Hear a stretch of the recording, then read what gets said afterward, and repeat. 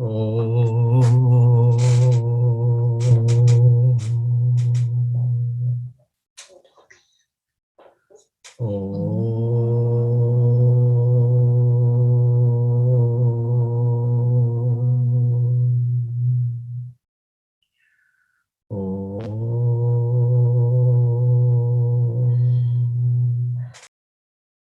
Om Sahana Vavatu Sahanau Bhunaktu Sahaviryam Karavavahai Tejasvinavadhitamastu ma Vidvishavahai. Om Shanti Shanti Shanti. Sadashiva Samarambam Shankaracharya Madhyamam Asmadacharya Paryantam Vande Guru Paramparam Shruti Smriti Purananam Alayam Karunalayam Namami Bhagavat Pada Shankaram Loka Shankaram Shankaram Shankaracharyam Keshavam Badarayanam Sutra Bhashya Kritau Vande Bhagavantau Punah Punah Shri Chinmaya Yatishasya Gurum Vande Tapovanam Tam Himavad Vibhutim Vai Jnana Vairagya Rupinam Samasta Jana Kalyane Niratam Karunamayam Namami Chinmayam Devam Satgurum Brahma Vidvaram Satgurum Brahma Vidvaram. Om Shri Ganeshaya Namaha. Om Shri Saraswatyai Namaha. Om Shri Gurubhyo Namaha. So, Dakshinamurti Stotram is actually over because the main 8 shlokas is called Dakshinamurti Ashtakam, and which is the main essence of the Upanishads, that this individual jiva, when he realizes his oneness with this consciousness that we call as Brahman or the substratum, then that is the final goal of human birth. And then he also talks about Tattvamasi, that thou art. That thou art, we will talk again a little bit more about it, the correct understanding of what that and what you are. And then he talks about Ishvara, the creator of the universe, how this universe is created as an illusion through Maya, through the illusory power of Maya. And then this consciousness that we call Brahman manifests as Sat and Chit. And then Bhagavan Shankaracharya ji in 2 shlokas contradicts all the major schools of philosophy that believed in very limited aspect of God, or believed in God is shunya, is nothing, or that, you know, body alone is real, or the mind, or the, you know, sense organ. So that those who had these wrong ideas were contradicted. And then Shankaracharya ji told us about the one thread of consciousness. Just as one thread holds the necklace, so one thread holds the childhood, youth, old age. And then last week we heard that even the deluded jiva who thinks this world is real and it is cause and effect, and, you know, child and son, guru and shishya, even the deluded jiva is nothing but Dakshinamurti Bhagwan, who at this moment is Maya Paribhramitaha. So in these 8 shlokas, the essence of the Upanishads has been covered, that there is one consciousness, and you and I are manifestations upon that, just as a snake is upon a rope. Similarly, you and I are illusory manifestation, and so is this world. So there are 2 shlokas left, the 9th and the 10th, which The ninth one is Upasana. It's a very beautiful shloka which teaches us what this visible world is and who God is. That is easier for us to understand. As Gurudev says in his commentary, Uttama Adhikari, the totally qualified student, just listens once to the student and he gets it. The second level needs to listen again and again. And then and then after a little bit of thinking, he gets it. Third is like us, who have heard so much, listened so much, gone so many times, but still we feel that we don't get this final truth. That what is this Brahman? Who am I? Am I this body? Is the world real? So for us, Shankaracharya ji has given Upasana. Sit and do puja of Bhagwan. And what is this Bhagwan? Shankaracharya ji will tell. And the fourth category, who absolutely has no interest in doing puja, does not want to study, they say do karma yoga. Go out and do work, serve the world, clean the meeting hall, and then clean the acharya's kuti, maybe build a house for humanity, and serve the world whatever way you can, but without I and my. So for 4 level of sadhakas, 4 different sadhanas are given. So depending on how much purity of mind and how much clarity I have. So today we will talk about Upasana. Who is this Bhagwan that I am worshipping? Bhuram bhamsya nalo nilombaramahar. Bhuram bhashya nalo nilam baram Mahar natho himanshu puman. Nartho himanshu puman. Itya bhati characharatmakamidam. Itya bhati characharatmakamidam. Yasyaiva murtyashtakam. Yasyeva murtyashtakam. Nanyat kinchana vidyate vimrishatam. Nanyat kinchan vidyate vimrushatam. Yasmat parasmat vibho. Yasmat parasmat vibho. Tasmai Shri Guru Murtaye Nama Idam Shri Dakshina Murtaye. Tasmai Shri Guru Murtaye Namaidam Shri Dakshina Murtaye. So we'll just translate. So these are the 8 aspects that constitute this visible world. Now Shankaracharya ji is coming to our level. We see this world real and we see it existing. He say, okay, that is what you think. So this shloka is for you. Bhu means earth. So Bhu means earth. Ambasi means water. Anala means fire. Anila means the wind. And Ambaram means the space. So earth, water, fire, air, and space. These are the 5 elements that we all know about. Then Ahar Natha. Ahar means day. Natha means the king or the lord of the day. So it is because of Bhagwan, Surya Bhagwan, that day is created and all the activities go on. The whole world is kept alive by the rays of the sun. So the sun is called as the lord of the day. Himanshu is another very beautiful name. Anshu means rays. Hima means ice. So whose rays are cooling like ice. That's why when we sit under the moon, we feel like this recently Sharad Purnima, the moon was so beautiful that when you sit under the moon's rays, you feel very cool, you feel very pleasant.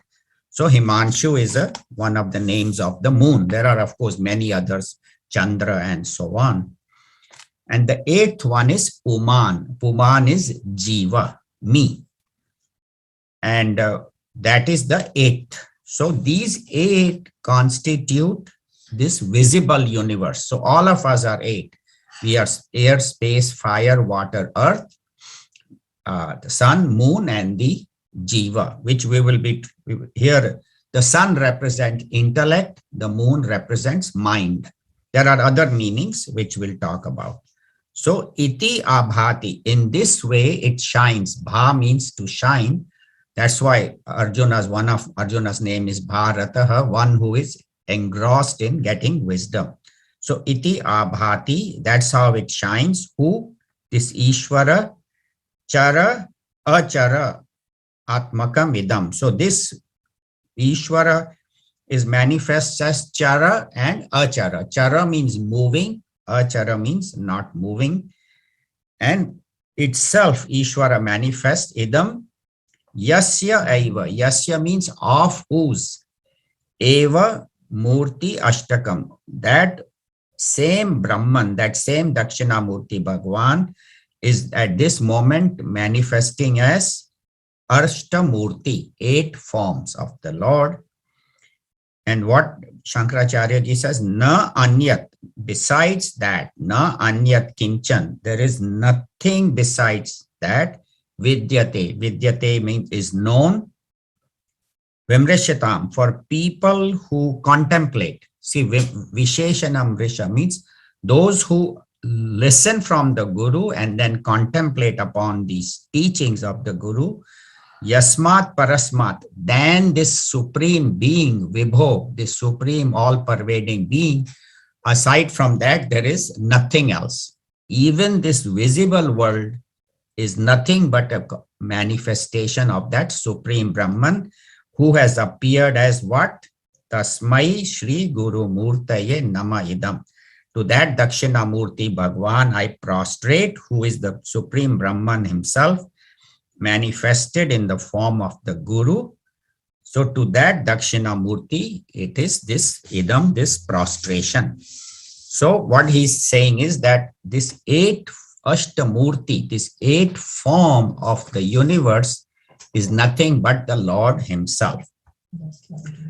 So there is a very beautiful Sanskrit term called Vastu Tantra and Purusha Tantra. So I'll explain that. Vastu Tantra means to see something as it is. As it is, you see it. So you see fire, you see it as fire. You see sun, moon, you see them as sun and moon. That is Vastu Tantra. You see as it is. What is Purush Tantra? How I look at it. Like when I'm offering Homa in the fire and doing the Yajna, then fire is no longer fire. Fire is Bhagwan. Fire is God who is taking my prayers to the Supreme Lord. Sun we worship as, Surya Devta, we chant a Gayatri mantra. Moon is worshipped because it is on the head of Lord Shiva. So the same entities which we consider as just fire for cooking, suddenly it becomes God. So that is called Purusha Tantra, how I look at things. For example, somebody may say, this is just a piece of stone. Why are you worshipping? No. This is not stone. This is Lord Shiva. This is Shiva Linga. I worship this. And this is the formless aspect of Lord Shiva. Or if you see a murti in the temple, somebody will say, why are you worshipping this piece of stone? It doesn't even walk, talk. But we superimpose Bhagwan on that murti, like our national flag, say the stars and stripes, or for Indian, the jhanda, the 3-colored Tiranga jhanda, we say orange, white, and green with the blue chakra. You say, this is a piece of cloth. No. When this flag goes up, I get up and salute, because I cannot salute the whole country, but this flag represents my country. And anybody who insults the flag is insulting my country. So what we are doing is, as Gurudev says, the idol represents the ideal. So the murti represents Bhagwan. Now, why did these murtis come of Ram and Sri Ram and Sri Krishna and Mother Saraswati and Lakshmi and all? So they said in the Satyug, 5,000, before 5,000 years ago, when there was Satyuga, several thousand years ago, but minds were more subtle. People were more vyapaka. They could see bigger. And so they saw the whole earth and the sun, the moon, the stars, space, everything as manifestations of Bhagwan. So as after Satyug, Treta Yug came, Dwapar Yug came, then our thinking became more and more narrow. And in Kali Yug, though, it is gone. So for us to see the world as God is very, very difficult. So we say, okay, just give me a murti. I will pray to that murti, and that is Bhagwan. So as our thinking becomes narrower, our focus becomes that this murti alone is God, nothing else. So what Shankaracharya ji is saying, expand your vision, look wider, don't, yes, Bhagwan is definitely in that murti, whether it's Sri Krishna or Mother Lakshmi or Jesus or whoever you are seeing, that is God. But God is much more than that. Do not limit it to only in the murti or only in the temple. So, okay, the five we got: space, air, fire, water, earth. But what is the sun and the moon doing here? So sun is the deity of the eyes. So when they say eyes, that represents all the five sense organs and five organs of action. So all the 10 are represented as sun, and the moon is the lord of the mind. So all the antakarana is included in that: mana, buddhi, chit, ahankar, mind, intellect, ego, and memory. So that is why, and this jiva, this me, this individuality, Gurudev says in his commentary that the microcosm and the macrocosm are one. What does that mean? That I am made of these 8, right? I have all these 8. I have the 5 elements, I have mind, I have intellect, and I have the ego. The whole earth, the entire universe is also made of the same 8. So Vyashti and Samashti are one. The microcosm and the macrocosm are one. So I am one with this universe, but I am not one with the creator. See, that we have to be very clear. When I say I am that consciousness, does not mean I am God. I am still a humble servant of God. As long as I am identified with this body, God is working through me. God is talking through me. I am a humble servant. Guruji always says, always work with that attitude. Don't think you are God, because people always think Vedanta somehow tells us we are God. No, it is like the wave thinking I am the ocean. Wave cannot say I am the ocean. The wave was created by the ocean, sustained by the ocean, merges back into the ocean. But when the wave understands, contemplates, and knows that I am water, then it can say me and the ocean are one. Until you know you are that Atman, until then you work as a humble servant of the Lord. Even after you know you are Atman, you still work as a humble servant of the Lord. Never become arrogant, because Vedanta unfortunately can create a lot of arrogance. So as long as I am in this body, as long as I am in the body, I am a servant. And who is my master? Whichever form of Lord you worship, doesn't matter, Sri Krishna, Lord Shiva, doesn't matter, but I am a servant. So that jiva should not be forgotten. Now, the teachings say there are 3 kinds of sadhakas, 3 kinds of people who worship God. So the sadharana, the ordinary one, he goes to the temple and he prays. And so he says, God is in this temple. So in this place, God is.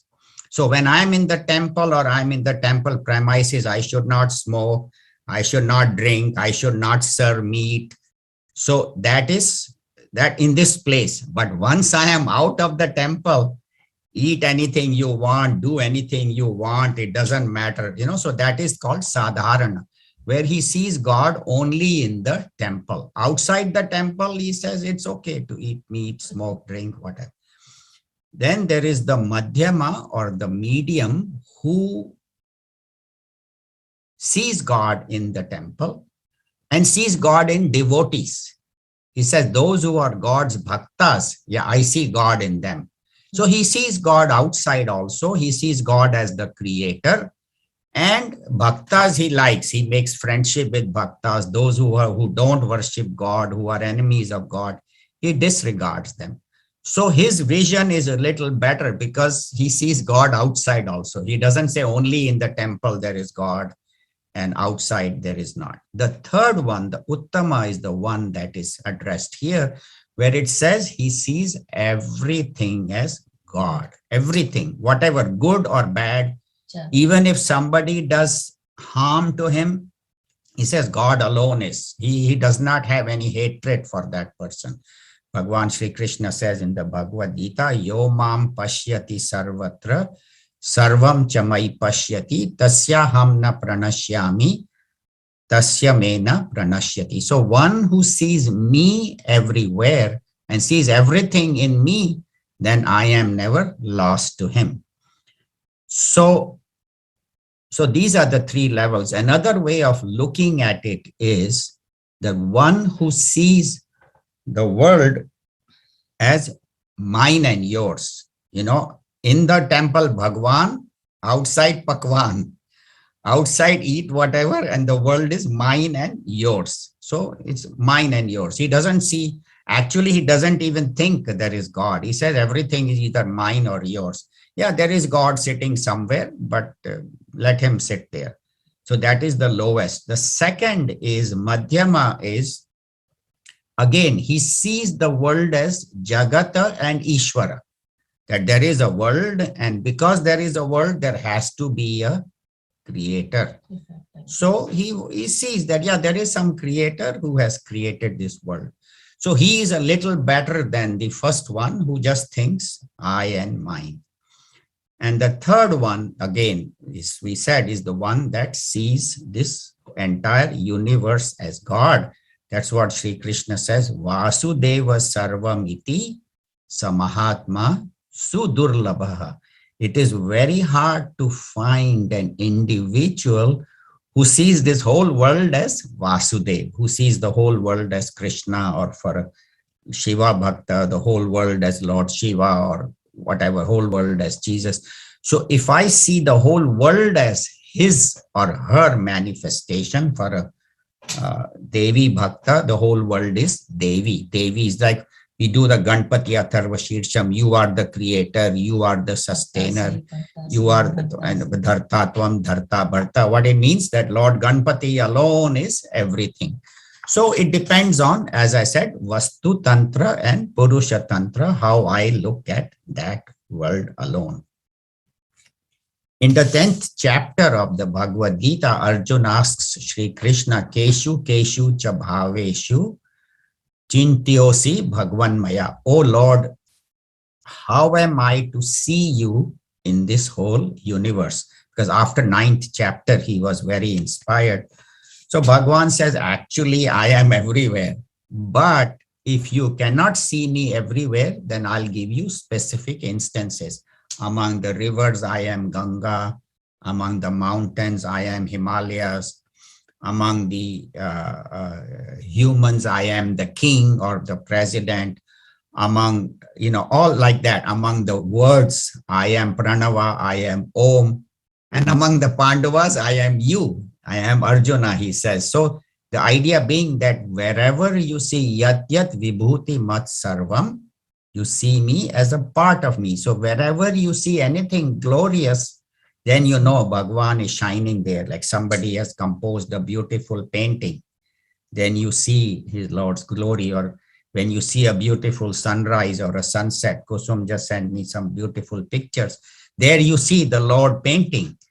So wherever you see anything glorious or beautiful, Bhagwan Sri Krishna says, you see me there. And he ends with, he says, Vishtabhyama idam sarvam ekamshena sthito jagat. Only a small part of me has become this whole universe.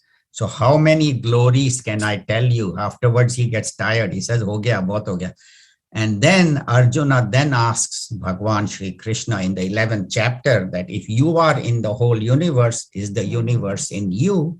And that's the entire 11th chapter. Bhagwan shows the whole universe, past, present, and future, not only this earth, but all the heavens, all the lower and 14 worlds, all in his body. So one way of doing puja is that you sit in front of the idol and chant 108 names of Lord Shiva or Mother, Lakshmi or whoever, 1,000 names of Vishnu, Bhagwan, and you offer flowers, you remember the name with love. And that is one way.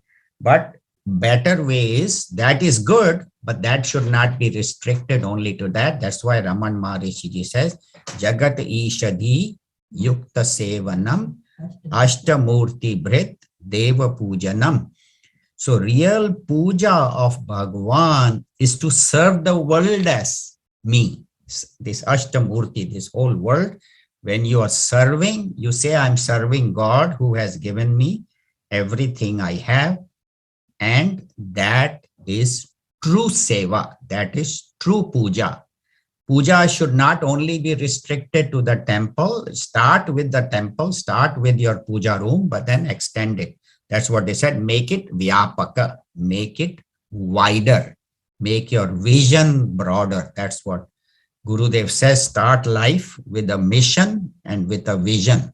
And what is my vision? That this whole world is 8 forms of Lord.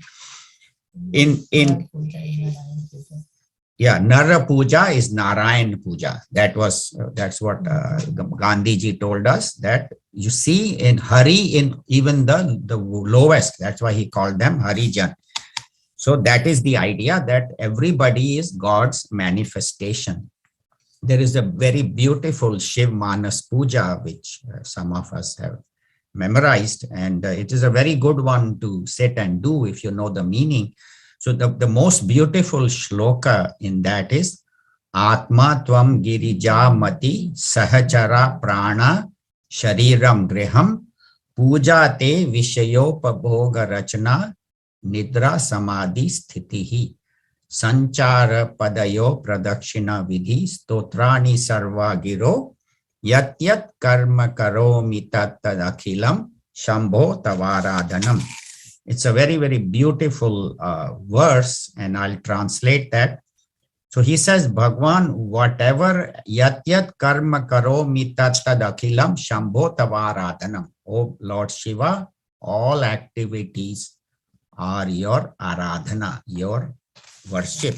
But who are you? So this is very beautifully he describes. He says, Atma Tvam, you are my Atma, my consciousness within me. And Girija Mati, and my intellect is Mother Parvati, just as Shiva is married to Mother Parvati. So my intellect should always be married to you. Means my intellect should always be connected with you. That is true puja. Atma Tvam Girija Mati Sahachara Prana. And all my pranas, my physiological organs are your servants. So all the activities that I'm doing with my hands, feet, with my everything is your Atma. They are your servants, Pranaha and Shariram Graham. And this body is your home. Please stay here. Don't, stay here at all times. And remind me that you are there. May I not forget you. Puja te Vishayopabhoga Rachana. Whenever I am enjoying anything, I think Bhagwan is enjoying. So when I'm eating, I'm serving God. When I'm seeing anything, when I see something beautiful or whatever I intake, whatever I take in from my ears, whatever I take in from my eyes, whatever I see, everything I offer to Bhagwan, to the fire within. That's why we say Brahmarpanam Brahmahavihi. We chant that the world is Brahman and the one who cooked the food is Brahman, one who is eating the food is Brahman, and the one who is being nourished is also Brahman. So, Sahachara Prana Shariram Griham Puja Te Vishayopabhoga Rachna Nidra Samadhi Sthitihi. For you and me, nidra is ignorance. But for a wise person, even deep sleep is samadhi, because he never loses sight of, he or she never loses sight of that consciousness. Nidra samadhi sthitihi sanchara padayo pradakshina vidhi. This is a very beautiful. He says, what is our idea of parikrama? That I go to the temple and I walk around barefoot around the temple. Ho gaya, that's it. I am done. No, he says, wherever I walk, it is your parikrama, because you are everywhere. So wherever I walk, you are there. So sanchara padayo pradakshina vidhi stotrani sarva giro. So just now you did very beautiful chanting, half an hour. So that is called stotram. So those are the chanting. But he says every word I speak should be a chant. What it means is I should speak only good things. Because when you're chanting these mantras, you are always talking very auspicious. So all my speech should be, you're talking about your glory alone. I should not talk nonsense here and there. Stotrani sarva giro yat yat karma karo mita tadakhilam shambho tavaradanam. So whatever I do, let it be your worship. So this is beautifully explaining that what is true puja. True puja is serving the world as a manifestation of God. So that's why they say you start with Ekarupa puja. Ekarup, then Vishwarup. That from one roop, make it many roops, many forms. Like I don't say only Sri Krishna is God, but Vishnu and Shiva and all the forms of God are Ganesha, all are God. And then from that you say Sarvarupa, all the forms I see anywhere in this universe, up to the sky, up to all the heavens, Sarvarupa, and then ultimately God is beyond Rupa. So name and form, you cannot restrict God with name and form. He is beyond that. So what is my relationship with God is amsha amshi. Just as a finger is a part of my body, and finger is not separate from me, so I am a part of God. But as I said, my job is to serve, but God is not only restricted in the form, but is even beyond that. So then people say, okay, I understood, samajh aa gaya. Okay, so then what is the benefit? See, we always want to know, iska fayda kya hai? If I worship God in 8 form, what will I get out of it? Why am I doing that? You say you sit and do 1,000 names, and then you serve the world, and then you do karma yoga, and then you do bhakti, and you remember God. And what am I going to get out of it? So first thing is, there is no raga dvesha.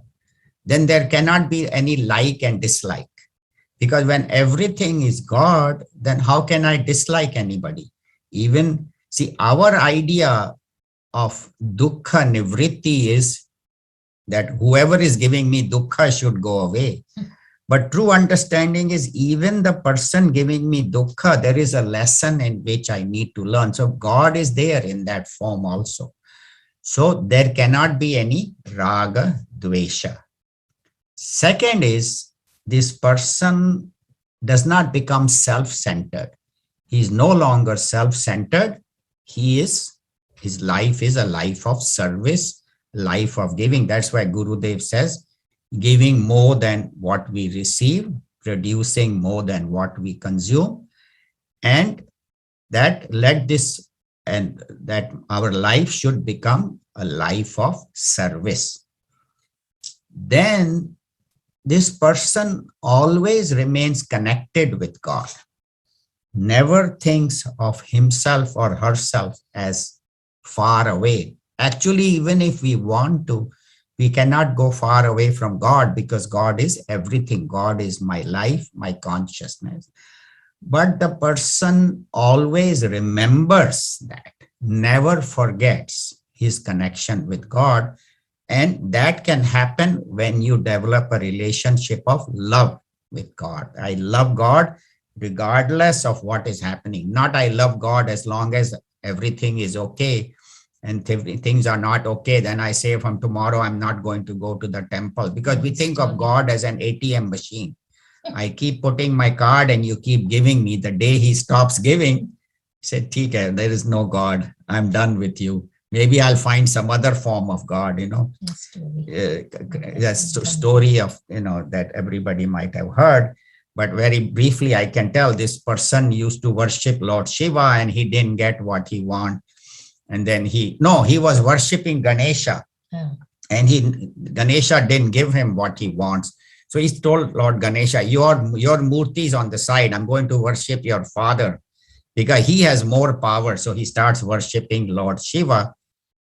And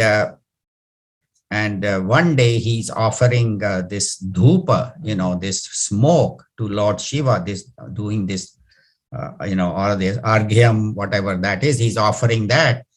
And he finds that the smoke, instead of Lord Shiva, is going into Ganesha's trunk. He said, how is Ganesha getting this? I'm offering it to Shiva. Ganesha has no right to get it. So he takes a cotton and plugs his trunk. He plugs his nostrils. He says, you are not going to get this smoke. This is for your father. And the moment he does that, Lord Ganesha appears and he starts blessing him. So he says, all these years I prayed to you, you never appeared. And now when I put this cotton in your nose, now you showed. He says, because till now you were worshiping me as a piece of stone. Today you realize that you worship me as a live God. And that is what we have to do, that God is not only in the stone, but there at all times. So such a person is always connected with God. Then his life becomes very secure. Like say, suppose I'm very good friends with the governor or a very prominent politician, or maybe the CEO of some big company, or somebody very powerful like a congressman. I'm close friends. Then I know this person will always help me. If I have any immigration problem, I'll go to the congressman. Or if IRS is bothering me, I'll go talk to him because I've given donations. So ordinary congressman, that's what in the, I forget that book where he does the prayer of Lord Krishna, that king. I forget the name of that book. But he says an ordinary, some village chief, when he does favor, we become so thankful. Imagine the source of the whole universe who has created all this. Ordinary congressman or ordinary politician or leader, we give so much importance. I am good friends with, CEO of Google or CEO of Microsoft. When you can be friends with the Lord of the universe, uske samne, what are these? They are nothing. So that is called true security. There's a very beautiful story. So there was this ship and there was this boy with his mother, and the storm came and the ship was shaking and they were not expecting whether even the ship will make it. It was going side to side and people were running, to try and save it. And the boy was sitting very calmly playing with his toys. So they say, aren't you scared? He said, why should I be scared? My mother is with me. So his security was in his mother. So when God is with us, what is there to be afraid? No matter how many storms may come in this life, when God is with me, I am fearless. That's why Hanuman Chalisa, they say, na sadhu sant ke tum rakhwale, asura nikandan ramadul. So you are the ones who protect us, Hanumanji. Oh Lord, you are the ones that protect everybody. Yes, another very beautiful story, lot of stories today. So there was this great devotee of Bhagwan Sri Krishna, great devotee. He always sat in the temple and prayed. And one day Akbar invited him, and he invited some other, religious leaders. He didn't want to go, but he said, King Akbar has invited, so chalo chalte hain. So he walked a few miles, went to Akbar's palace, and there they were served a meal. And he came back and everybody said, oh, how was Akbar's palace? He says, I was in hell. He says, you were in hell? You went to the Badshah Akbar's palace. He said, it was hell. First of all, walking back and forth, my shoes broke. And secondly, for that many hours, I forgot Lord Krishna. So he says, that was hellish day for me. Don't ever ask me to go again. You forced me one time to go. I'm never going anywhere again. So that is the attitude of a devotee, that even a moment away from Bhagwan, he is not ready to take up. And we know the stories of all these great Mahatmas. Tulsidas ji, he was so in love with his wife. You know, he went at night, crossed the river, everybody knows, and then held on to a snake. He couldn't even stay one night without his wife, who had gone to her father's house. And she told him, she said, this love you have for me, if you had this much love for Ramchandraji, you would have reached anywhere. And that's what happened. From a devotee of his wife, he became the greatest devotee of Lord Sri Rama and composed this beautiful Tulsi Ramayana that we are listening Tuesday from 8 to 9 every evening. Or Valmiki, you know, Valmiki was a dacoit, Ratnakar. He didn't even know how to say Ram. And Naraji tells him, you don't want to say Ram, say Mara, Mara, Mara. So he kept saying Mara, Mara, Mara, Mara, Maram, and it became Ram. And from an ignorant dacoit, he composed the Ramayana in Sanskrit from just by sitting and chanting the Lord's name. So the point is that God's name has so much power that by chanting the name, you can achieve anything you want. So that is what the benefit of this bhakti. If you're asking what is the benefit, this is the benefit. And Gurudev in his commentary says it very beautifully, that for upasakas, there are the gyanis who know at this moment I am Brahman, have experienced it, become one with that. That is called Sadhyo Mukti. But if you are a very sincere upasaka of Bhagwan, where I pray to God, I worship him, I serve him, but I am still not at that final level of enlightenment, what we see in Shankaracharya ji or Mirabai or Tukaram or Tulsidas. If we don't reach that level, then you get what is called as Krama Mukti. So for somebody who has done very sincere upasana throughout his life, has served the world, but still has this little bit trace of ego, little bit left, not ego, but some separateness where he has not given up totally that and has not totally become one, then they experience what is called as Krama Mukti. So the benefit of upasana is Krama Mukti, where what happens is that this individual after death does not take birth again. He goes beyond the cycle of birth and death. If he has to have done that high level of upasana, where he sees the whole world as God, Ashtamurti and all that, and if he has done that, then he goes to Brahma Loka, which is the highest of the 8 heavens, 7 heavens, 7 above and 7 below, 14 worlds. So the highest is called Brahma Loka, and there Brahmaji himself teaches. They say he talks with 4 mouths, so you have to be very alert. And not only that, you have to learn Sanskrit first, because the teaching is all in Sanskrit. So better is learn here itself. At least you get a head start, because their only teaching is in Sanskrit. So if you haven't learned, then you have to wait till you study Sanskrit, and then you can listen to Brahmaji. But the point is that Brahmaji then will teach you. And what will happen is when that yuga ends, when that whole universe merges into nothing and the Brahmaji's time is over, then you will merge with that totality. So that is called Krama Mukti, which means sequence. So from this world, you go to Brahma Loka, you wait, and then you become one. But for an enlightened master, there is no Krama Mukti, because in this life itself, he or she has reached that complete state of enlightenment. So for us, most of us, I think the 9th shloka is good, at least as a start. And then from that, you, like they said, from the individual, you see the total. From the Vyashti, you see the Samashti. and then go beyond that. So I am not only this body, mind, intellect. I am not only the 5 elements, intellect, mind, intellect, and ego, but I am that consciousness. So that is further progression. So 9th shloka is very, very practical, very useful for all of us to apply. So it's very, very nice. And then the next week shloka will be the one that will tell us about what is the benefit of reading Dakshinamurti Stotram.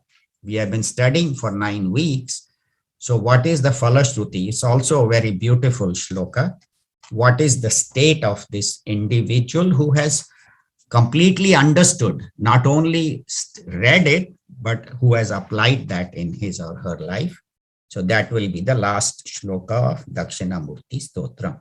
So we have one more week. We have a few minutes. Anybody has any comments or questions?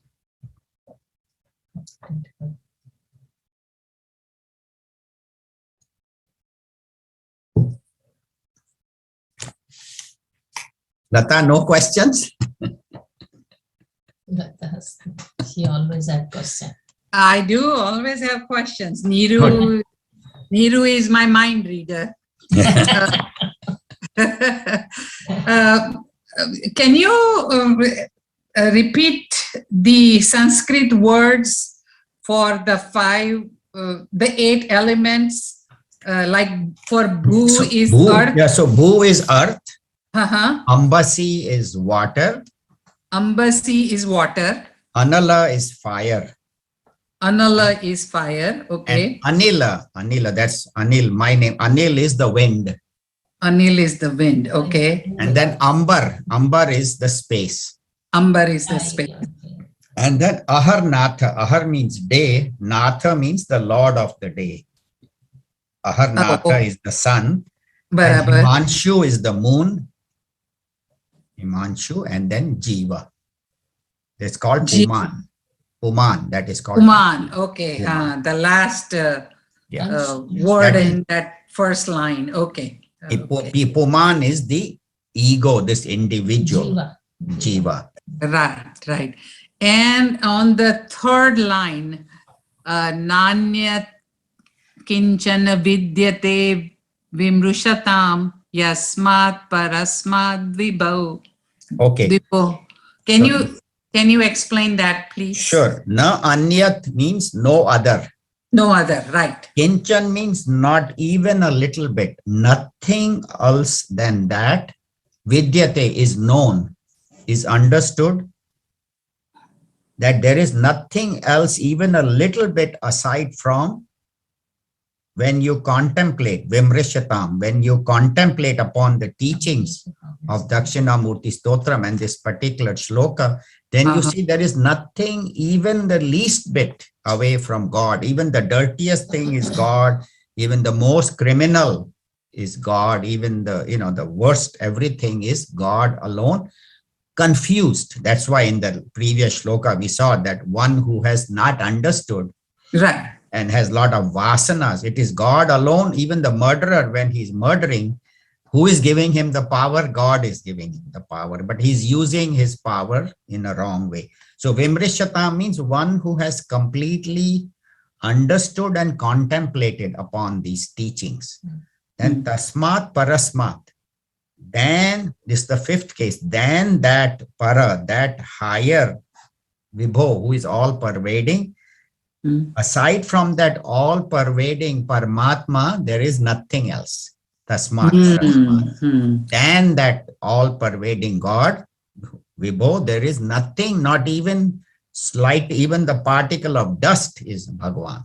That understanding. So Vibho is all pervading, Vibho, and yeah. Paramatma is that. Param, right. that supreme. And Tasmat means than that.